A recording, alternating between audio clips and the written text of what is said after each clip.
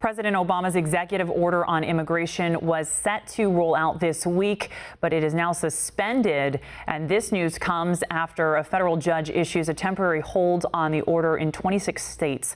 The Department of Homeland Security, facing a funding deadline next week, is now halting deportation deferrals to 4.7 million illegal immigrants. One America's Augusta Cassada has more on the story straight from Washington.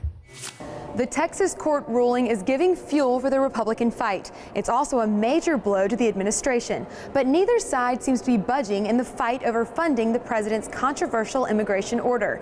If it doesn't get resolved somehow, funding for the entire Department of Homeland Security will run out a week from Friday. Right now, at least, the judge's decision doesn't seem to be impacting the debate here on Capitol Hill.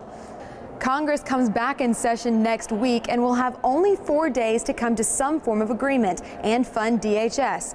But neither side is backing down. Democrats refuse to approve the current bill while those immigration strings are attached, and Republicans don't plan on writing a new clean bill because they think the president's actions on immigration are unconstitutional. And now they have a judge in Texas who agrees with them.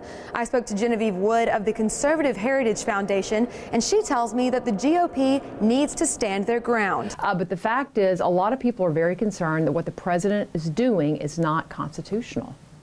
But in regards to that court order, DHS Secretary Jay Johnson came out saying that he strongly disagrees, and President Obama plans to appeal it, claiming that the law is on his side. Conservatives like Wood beg to differ. If the law was on the president's side, I don't think the judge in Texas would have ruled the way that he did, and I don't think you would have had 26 states and their attorneys general actually challenging the president on this particular law. Look, we'll see what the appeals court does, but it's very possible that they will let the judge's ruling in Texas stand. And if so, this is going to be a long, drawn-out process, meaning the president's executive orders won't go through. If the appeals court does take the case, it's likely to make it to the Supreme Court. But that's down the road. Right now, we have a standoff to fund the Homeland Security Department, and both sides of the aisle are refusing to concede. Augusta Cassada, One American News, Washington.